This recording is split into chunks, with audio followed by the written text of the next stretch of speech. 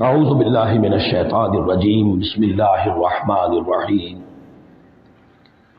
یہ سورہ مبارکہ مصحف کے اعتبار سے تو پہلی سورت ہے ہی، سب کو معلوم ہے، لیکن یہ بھی نوٹ کر لیجئے کہ یہ نزول کے اعتبار سے بھی سب سے پہلی مکمل سورت جو حضور پر نازل ہوئی وہ یہی ہے۔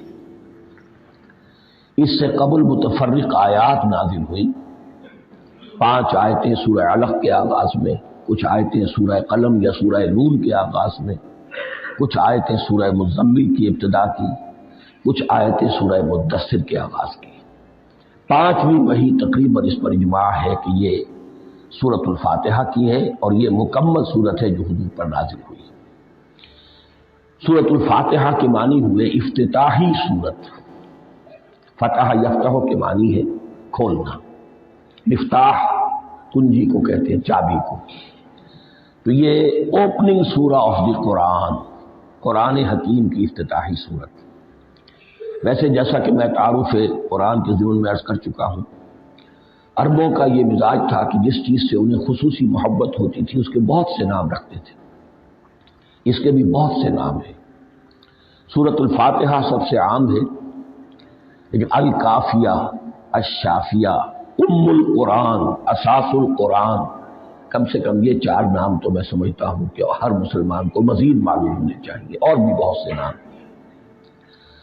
اس سورہ مبارکہ کی بالاتفاق و بالاجماع 7 آیتیں ہیں، اگرچہ ان کی ترتیب میں کچھ اختلاف ہے۔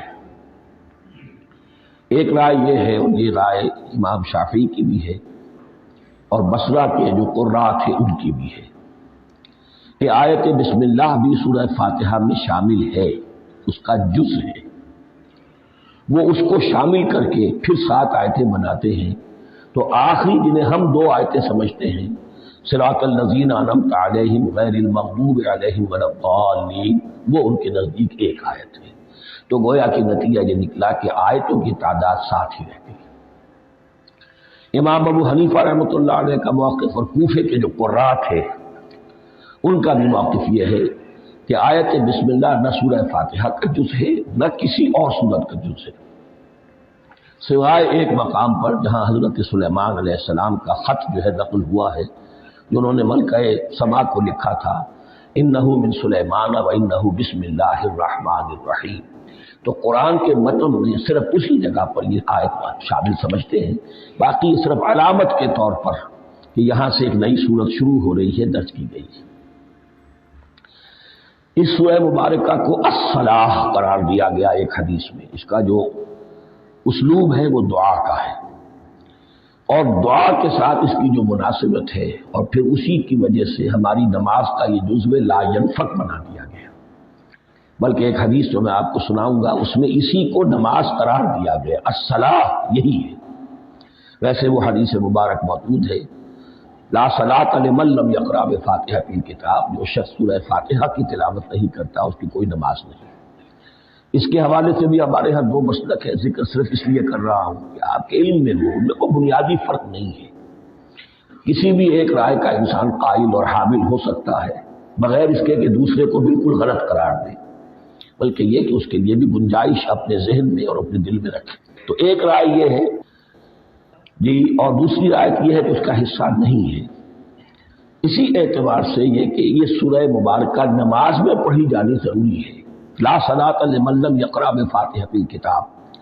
البتہ یہ اختلاف ہے، یہ بات جو میں ذکر کر رہا تھا کہ ذہن سے نکل گئی، کہ آیا مقتدی جو ہے امام کے پیچھے کھڑا ہو کر جب نماز پڑھ رہا ہو تو کیا اس صورت میں بھی اس کے لیے لازم ہے کہ سورہ فاتحہ پڑھے؟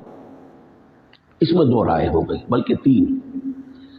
ایک رائے انتہائی ہے اور وہ فقہ حنفی کی طرف منسوب ہے، کہ اگر آپ امام کے پیچھے مقتدی کی حیثیت سے نماز پڑھ رہے تو کسی بھی رکعت میں آپ سورہ فاتحہ نہیں پڑھیں گے۔ ایک دوسری بالکل برعکس رائے ہے، وہ امام شافعی رحمۃ اللہ علیہ کی ہے، کہ ہر حالت میں چاہے امام جہری رکعت پڑھا رہا ہو جس میں وہ بلند آواز سے سورہ فاتحہ پڑھ رہا ہو، اور چاہے وہ سری رکعت ہو، ہر حالت میں مقتدی کو بھی پڑھنی ہے۔ ایک تیسری رائے بین بین ہے، وہ امام مالک کی ہے رحمۃ اللہ علیہ، کہ جو سری رکعت ہے جس میں کہ امام بھی خاموشی سے پڑھ رہا ہے، مقتدیوں کو بھی پڑھنی چاہیے۔ جو جہری رکعت ہے جس میں کہ امام بلند آواز سے پڑھ رہا ہے، اس میں مقتدیوں کو خاموش رہ کر پوری توجہ جو ہے سننے پر صرف کر دینی چاہیے۔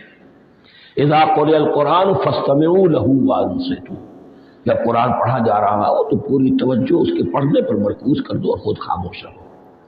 میرے اپنی رائے میں یہ تیسری رائے سب سے زیادہ صائب ہے، اور اس میں کسی طرح کی بھی کوئی پیچیدگی پیدا نہیں ہوتی۔ بہرحال اس سورہ مبارکہ کا جو اسلوب ہے، میں نے عرض کیا دعائیہ ہے۔ البتہ قرآن مجید کے علم اور حکمت کے اعتبار سے، اس کے فلسفے کے اعتبار سے ایک بات سمجھ لینی چاہیے۔ قرآن کا فلسفہ یہ ہے کہ بنیادی ہدایت ہر انسان کے دل میں موجود ہے، بالقوہ، پوٹینشلی۔ یہ جو قرآن مجید یا اللہ کی کتابیں نازل ہوتی ہیں، یہ انہیں ایکٹیویٹ کرتی ہیں، وہ اندر کی جو ڈورمنٹ کانشسنس ہے، خوابیدہ شعور جو ہے، اسے بیدار کر کے اور پھر یہ کہ اسے اجاگر کرتی ہیں۔ ہر سلیم الفطرت انسان اور سلیم العقل انسان، دو سلامتی یہ شرط ہے۔ سلیم الفطرت، نیچر پرورٹڈ نہ ہو، فطرت مسخ نہ ہو گئی، عقل سلیم ہو۔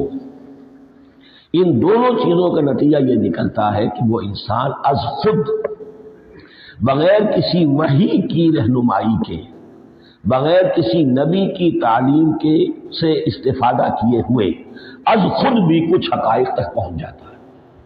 اور وہ حقائق کیا ہے؟ نمبر ایک یہ کہ اس کائنات کا ایک خالق ہے اور وہ ایک ہے، اور وہ تمام صفات کمال سے متصف ہے۔ نمبر دو یہ کہ انسان کی زندگی صرف یہ زندگی نہیں ہے، بلکہ ایک اور زندگی ہے کہ جس میں اس زندگی کے اعمال کے نتائج برآمد ہوں گے۔ یہ دو باتیں، اس کی زیادہ وضاحت کے ساتھ جو ہے اس کا تذکرہ آئے گا سورہ لقمان میں، جہاں حضرت لقمان کی شخصیت کا تذکرہ ہے۔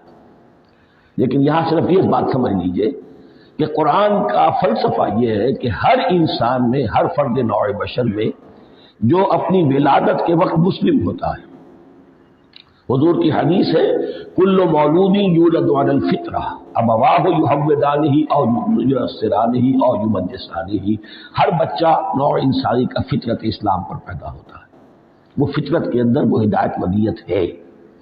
اب اگر وہ فطرت بس نہیں ہوئی اور عقل جو ہے وہ صحیح رخ پر کام کر رہی ہے، تو ان دو حقائق تک وہ انسان خود پہنچ جائے گا۔ لیکن ان دونوں حقائق تک پہنچنے کے بعد اب وہ دست بستہ دعا کرے گا کہ اے رب، اب مزید ہدایت تو مجھے عطا فرما۔ ایک تو یہ کہ میں کیا کروں کیا نہ کروں، میری عقل اس میں ٹھوکر کھا سکتی ہے، میں کسی اچھی چیز کو بری سمجھ سکتا ہوں، کسی بری کو اچھی سمجھ سکتا ہوں، تو مجھے صحیح راستہ، صحیح راہ ہدایت پر چلا۔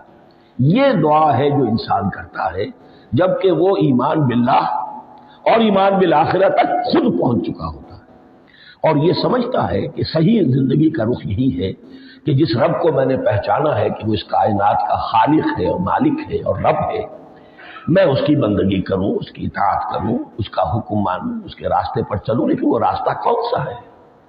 اس کے لیے پھر دست بدعا ہوتا ہے کہ پروردگار تو میری رہنمائی فرما۔ یہ مقام ہے کہ جہاں آپ سمجھ لیجئے اپنے آپ کو بھی آج اس جگہ پر تصور کرتے ہوئے پھر اس سورہ مبارکہ کو پڑھیے کہ آپ اس مقام پر اللہ کے فضل و کرم سے پہنچ چکے ہیں کہ اللہ کو آپ نے پہچان لیا اور اس کی توحید کو جان لیا، اس کی جملہ صفات کمال سے آپ واقف ہو گئے۔ آپ یہ بھی جان گئے کہ بڑھ کر اس کے حضور میں حاضر ہونا ہے اور وہ حساب کتاب لے گا۔ پھر آپ نے یہ عہد بھی کر لیا کہ اب زندگی گزارنی ہے اس رب کی بندگی میں، اسی کی فرما برداری میں۔ اب یہاں کھڑے ہو کر آپ پوچھتے ہیں کہ اللہ مجھے وہ تفصیلی ہدایت عطا فرما، ایسا نہ ہو کہ کبھی میں کسی راستے پر چلتا ہوا کسی پگڈنڈی پر مڑ جاؤں اور وہ تھوڑی سی جو ڈیوییشن ہو میرے راستے کی وہ میری عاقبت کو برباد کر دے۔ یک لحظہ غافل گشتم اور سرسار راہم دور شد، اس لیے کہ ہوتا یہی ہے صیدھے راستے سے ذرا سی کوئی پگڈنڈی جو ہے تھوڑے سے اینگل پر نکلی ہے، لیکن جب چلتے جائیں گے آپ تو جتنے آگے بڑھیں گے اس پر، اس راہ صراط مستقیم سے آپ اتنے ہی زیادہ دور ہوتے چلے جائیں گے۔ یہ ہے قرآن مجید کے حکمت اور فلسفے کے اعتبار سے اس سورہ مبارکہ کا مقام۔ اب آئیے ہم بسم اللہ کرتے ہیں۔ بسم اللہ الرحمن الرحیم، شروع کرتا ہوں میں اللہ کے نام سے جو رحمان اور رحیم ہے۔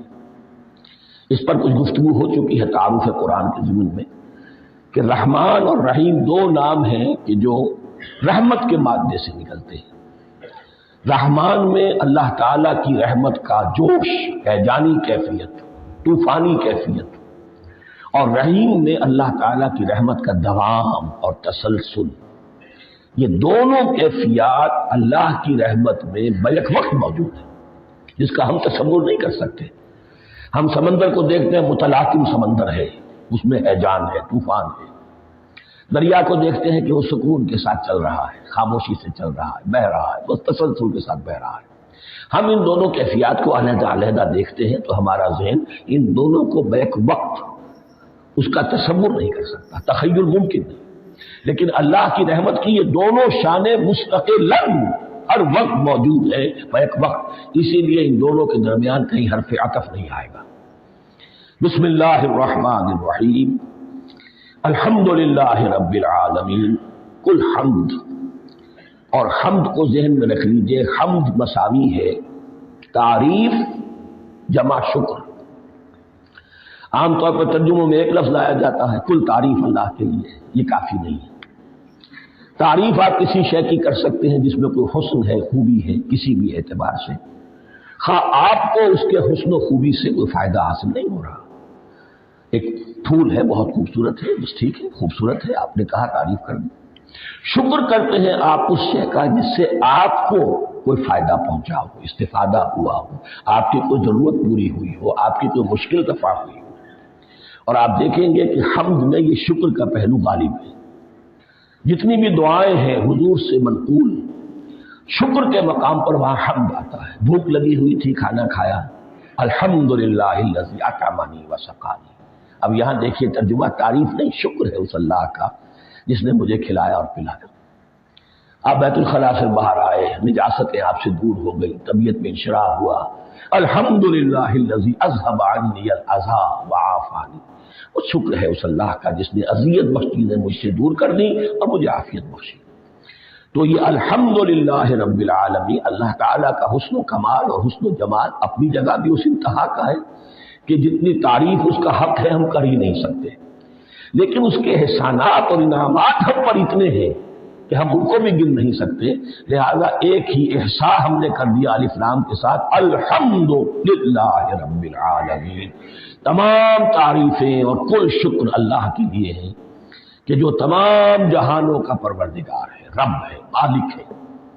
رب میں ایک مفہوم ہوتا ہے ربوبیت کا، اور اس میں مفہوم شامل ہوتا ہے تربیت کا، ربیانی صغیرہ۔ تو مالک ہونا اور تربیت دینا، آپ جس شے کے مالک ہوں گے آپ چاہیں گے اس میں بڑھوتری ہو، اس میں اضافہ ہو، وہ نشو و نما پائے۔ تو یہ دونوں چیزیں آپس میں ایک دوسرے کا جڑی ہوئی ہیں، پروردگار بھی اور مالک بھی۔ عام طور پر عربی میں رب کا لفظ مالک کے لیے آتا ہے، رب البیت، رب الدار، رب المال۔ تو مالک وہاں پر ظاہر بات ہے کہ اس سے مراد کیا ہے، مال والا، گھر والا، گھر کا مالک۔ تو کل شکر اور کل تعریف اس اللہ کے لیے ہے جو تمام جہانوں کا مالک بھی ہے اور پروردگار بھی ہے۔